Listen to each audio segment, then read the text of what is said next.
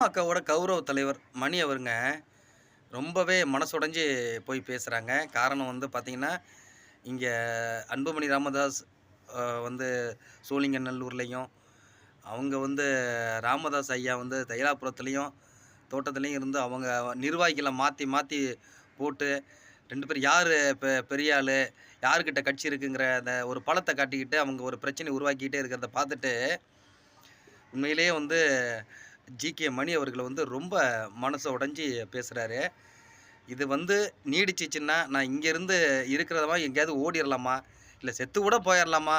இந்த நிகழ்வெல்லாம் பார்க்க எனக்கு முடியல அப்படின்னு சொல்லி ரொம்ப தழுதழுத்து அவர் பேசுறது கஷ்டமா இருக்கு. அ என்ன 2 பேரும் இணையணும் முதல்ல. அதாவது பாட்டாளி மக்கள் கட்சி ஏற்கனவே வந்து ரொம்ப பின்தங்கிய நிலையில இருக்கு. மீண்டும் மீண்டும் இவங்க சண்டைய போட்டுக்கிட்டு பிரிஞ்சு இருந்தாங்கன்னா, இன்னும் பின்தங்கி போயிடும். பார்க்குறவங்களுக்கு ரொம்ப சலிப்பை ஏற்படுத்தும். ஏன்னா